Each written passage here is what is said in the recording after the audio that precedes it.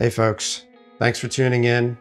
So we get a lot of questions about our Pro Kit and when to use the resin diamond pads versus the 4-step pads as a starting point. So today we have a perfect example to kind of show you how we approach repairs and finding that starting point, which can save you a lot of time and money in doing your repairs. So today we have a live repair that we're working on that the damage was caused by soft scrub. Okay, so there's a lot of manufacturers out there and people in the industry that still recommend soft scrub, barkeeper's friends, things like that, but you have to understand that those are abrasives and they will cause dulling to the surface if they're used too aggressively. So that's what we're getting at today, and I'll show you how I approach it based on that assessment and knowing what the damage was caused by, to hone in on where my starting point is, so I can spend less time on this repair and not have a lot of guesswork as far as where I'm starting. So the Pro Kit was designed to basically cover almost any type of repair that you'll run into. The big difference between the two pads: the resin diamond pads are designed for getting damage out that is deep. So if you're leveling a seam or there's a scratch that you can really grab with your fingernail, this will be your starting point with the resin diamonds, and then you'll move up from there. In most cases, and definitely in this case, the 4-step pads will do the work for you. And that would be a scratch that you can barely feel or lighter. So this is lighter damage. It's dulling, the area is dull, but we know that this is resin damage. It's not quartz damage based on how we know what damaged it. Now, if someone said, hey, I damaged it with a diamond pad while I was polishing, obviously we're going to be starting with resin pads to get that damage out. But in most cases, like this one, we'll be starting in the 4-step pads. The trick will be now, how do I know what pad to start with? And I'll go through that process with you so you can understand the logic in approaching a repair to, again, save time and be in and out as quick as possible. Okay, so before we start, one, as I mentioned, I know how this was damaged, which gives me a head start. You obviously won't always know that, but the assessment stage of your repair is very important because it will help you narrow down where the starting point might be instead of guessing. So a big mistake that people make is that they guess low. So maybe you only had to start at the 800 grit level, but you might start at 4 or 2. And you're doing two things there. One, you're adding time that's not necessary. And two, you're making your polishing area much bigger. So the lower the grit that you start, the larger your ending polishing area will be. And the larger your area gets, the harder it is to make it all even, because your pressure, your speed, everything needs to stay consistent. And the larger the area, your shoulders start getting tired and reality sets in that it's a little tougher than it might seem. So we want to keep the repair as small as possible by guessing correctly. So how we do this, instead of starting with the whole area that I have to repair, we have basically I'd say a 15 by 24 area that's dulled that we have to polish. So that's a larger area that we would typically polish on the average quartz job. But I want to start in just one corner of that area to dial in the grit that I should be at. I already have a good idea of where I want to start. So I'm going to start high and work my way down if necessary. So we're going to start with the 4-step pads. I think based on this, what I'm visually seeing here, that the 3 pad will cut my damage and get me started so I can move on towards the polishes. If I start with the 1, I know that it's going to make the top way duller than what it is already. So it's really a waste of time. So we're going to start with the 3 pad and start working on our damage. And again, I'm going to work on one corner of the area to see if that cuts the damage and starts blending with the surrounding area right off the bat. Couple quick notes before we get started. I know I've mentioned this in other videos, but a couple very important keys that are outside of the Quartz Renew product is the backer. So we use a foam face backer.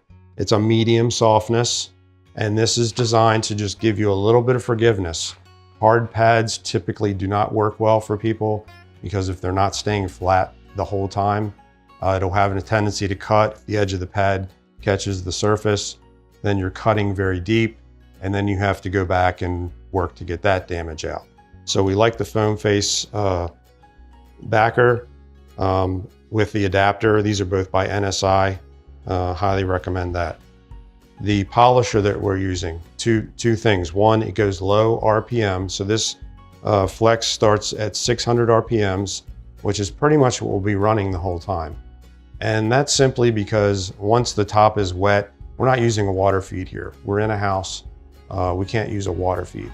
So if I'm running high RPMs and I start the polisher, it's going to dry immediately just because of the high speed. So we're running low speed for that reason, no other reason. And we love the balance of this. It's hard to find a polisher that not only has that range of RPMs, but also has a good balance that is more beneficial when it comes to face polishing and staying flat on the surface.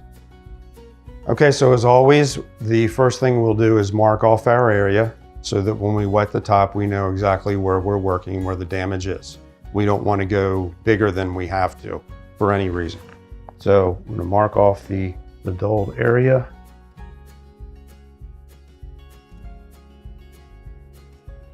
And we want plenty of water. Now, if you notice, as a side note, you see how this water is beating up, okay? We've just had a conversation with the homeowner about this, about the products to use and not use on Quartz. They were using a cleaner polish, which is okay, but as I've mentioned many times in other videos, it does tend to cause finish issues as some areas wear off and others don't. So that's another issue that we'll have to address aside from this repair. But if you see the water beating that aggressively, it's guaranteed that there's something on it and may hinder your performance as far as the repair goes, as far as getting it to match, because you have a raw area where you're repairing, but you have a polish on the areas outside of that. So it's really not apples to apples at that point. You're trying to create a factory finish against a finish that has a polish on it. So just keep that in mind when you're approaching a repair. You want to have all the information that you can get going into it so that you're informed and you're not surprised.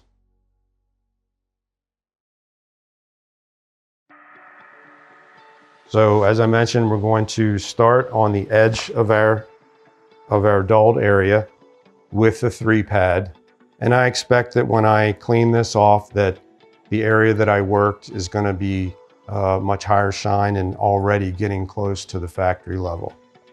So again, my RPMs are all the way down to 600, and we start with the polisher off and start at that point. I like to lock in the trigger so that I can focus on keeping my polisher flat and not struggling with my trigger the whole time. So I'm moving the pad just past my marked area, so I want to physically see my line disappear, which tells me that I've gone past that area far enough. Okay, so squeegee it off. And I'll wipe it clean. Okay, so we can see that it's working the area. It's slightly a little duller, actually. That's a prime example of why you want to start high and work your way down. But the good thing about starting in one spot, it only took me 30 seconds to see where I'm at, as opposed to working the whole area to realize, oh, that was a waste of time. So it's very important to just do spot assessments to figure out what your game plan is. Even run through all of your grits in just one area. Come up with your solution, your progression, and then you can do the whole area. It really saves you a lot of time. So now that I know what the 3 pad is done, it's slightly duller now actually. So I'm gonna go to the 4 pad. I'm gonna stay in the same spot and see what kind of results we get there. But I suspect that coming into this, we probably could have just started with the polish, but now we know. So I'm gonna mark off the area that I just did with the 3 pad. I'm not even worried about the rest of the area right now.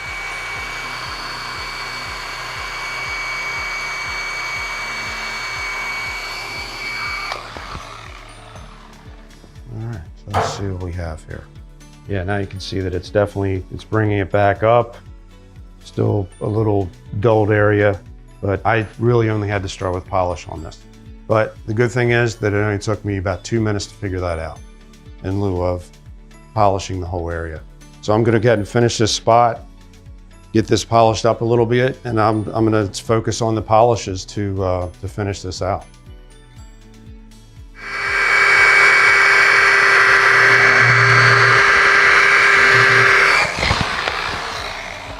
Okay, so we still have a little bit of dulling there. Not worried about that. What I visually see, and this is the advantage to the experience, the visual recognition of polished areas becomes an advantage. So you can quickly identify roughly what level you need to start at. So I did undershoot on this, but it's a great example to show you the assessment part of this to just focus on one spot and not work the whole area. So if I had guessed, as I started with the 3 pad and worked this whole area, I'd still be polishing and trying to get that out just to realize that I undershot it. So we're gonna move on to the polishes and get this damage taken care of. Okay, so the 3 polishes that come with the starter kit is the 3 polishes. The Pro kit includes all the pads that I've shown you. The purpose of the polish is to come in after diamond polishing traditionally. But in some cases, a case like this, suction cup marks, acetone burns, things like that we know are just resin damage, you can typically just repair it with the polish.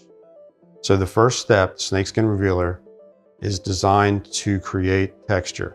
Basically what it's doing is creating that slight difference between the quartz content and the resin content to create that slight textured look, as we call snakeskin look.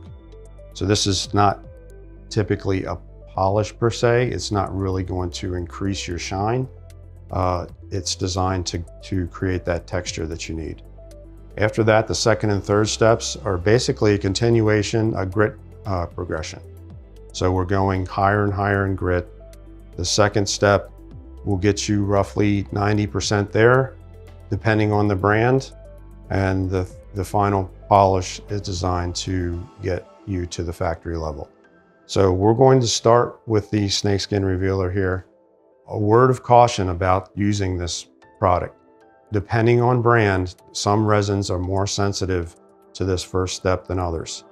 There may be a Cambria, for example. We love working with Cambria.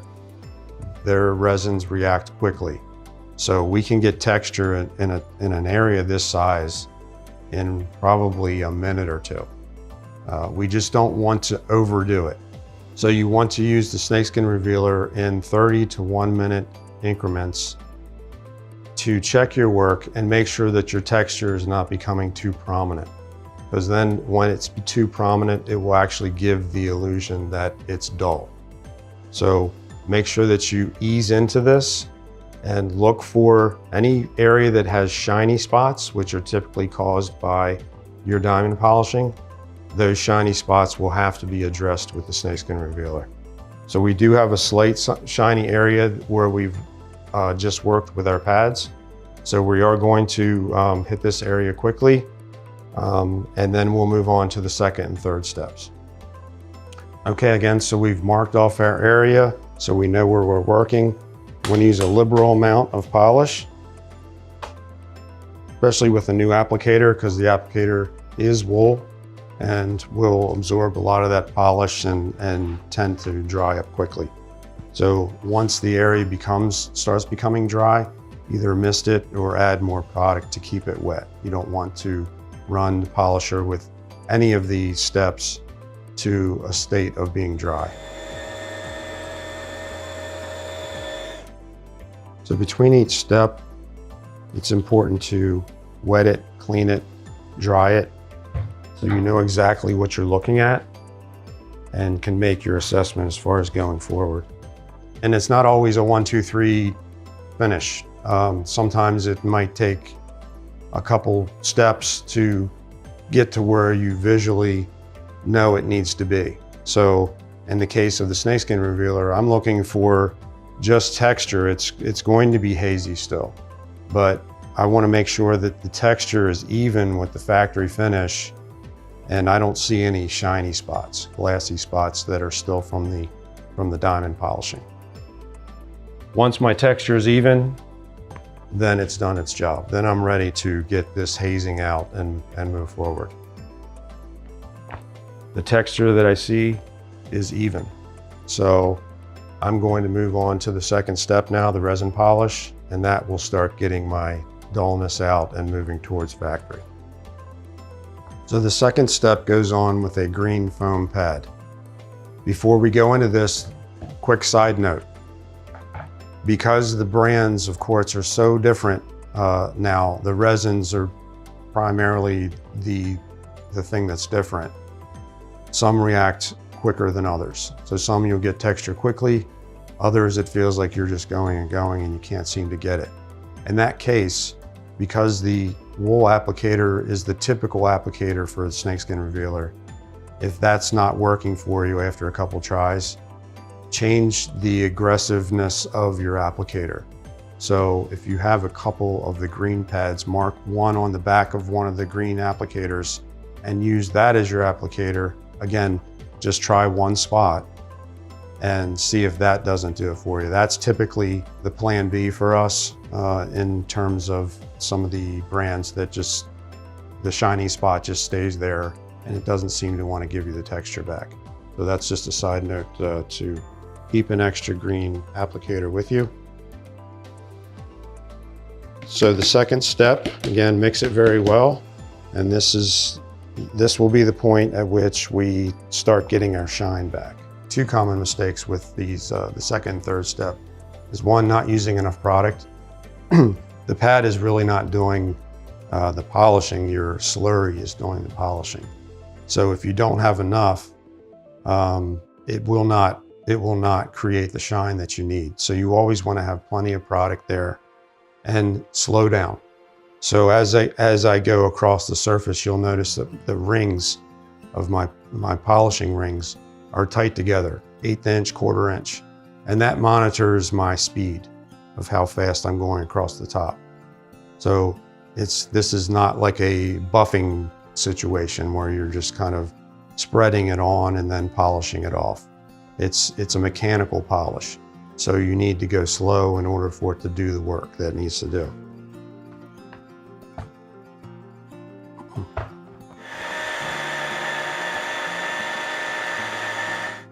You see how I'm starting to dry up there, so I want to add more product and keep going. With each step, I like to go, and this is with diamond polishing as well, I like to go front to back, side to side with each step. It just ensures that I'm covering the area well, and it has a tendency to eliminate the cornrows that you would get by just going one direction all the time.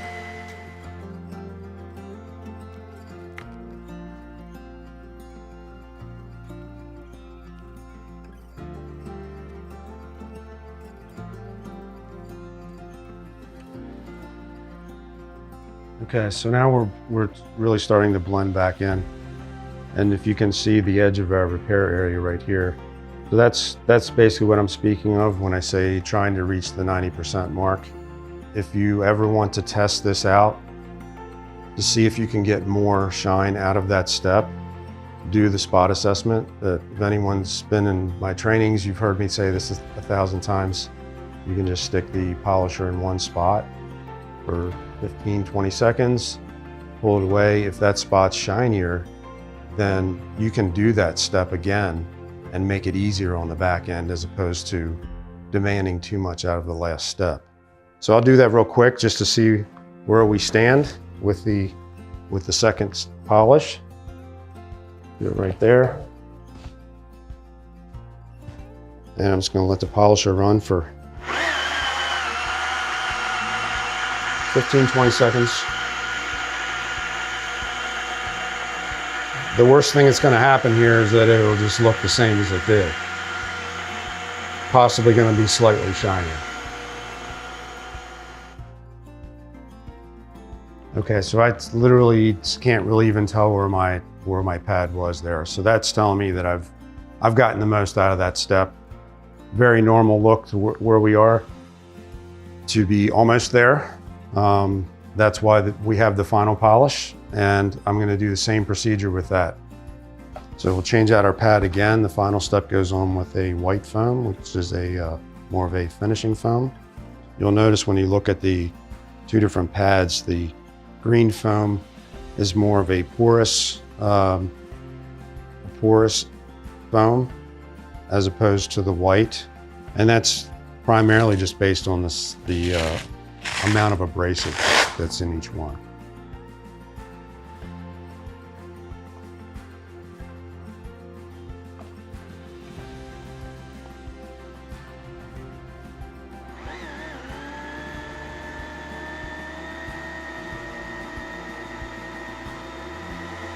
This final step can be done as many times as needed, and there will be occasion where you have to go back over it 2 or 3 times. That's pretty normal. Again, it really just varies based on brand.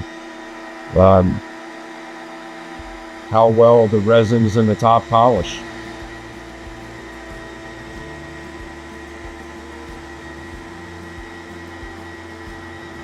For you stone guys, I'll give you an example which you can equate to this scenario. So, many of the granite slabs that are out there, they're very pitted.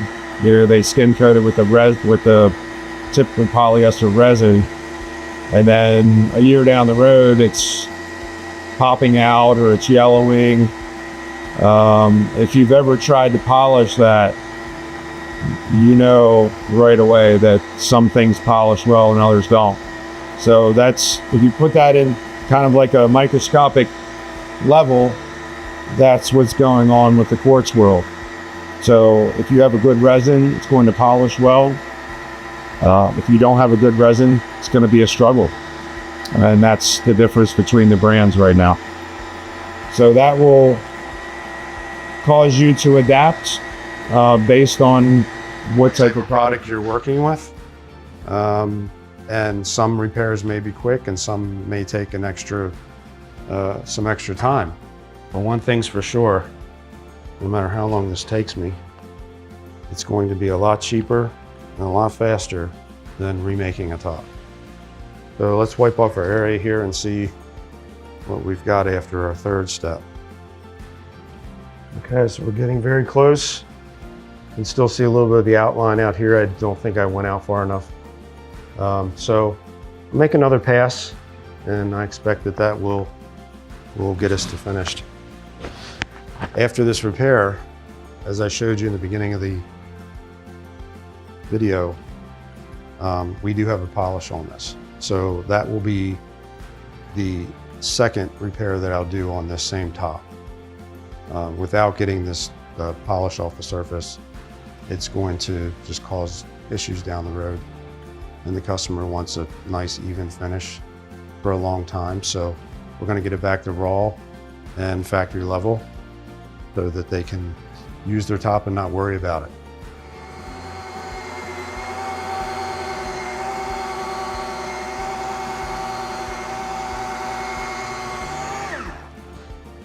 Okay, so we've done our spot assessment with the 3, and it is not polishing up higher than the area adjacent to it.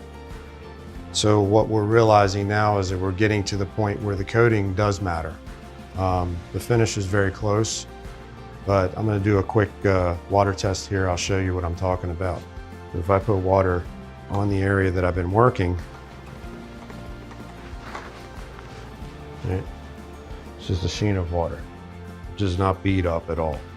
When we go out to our area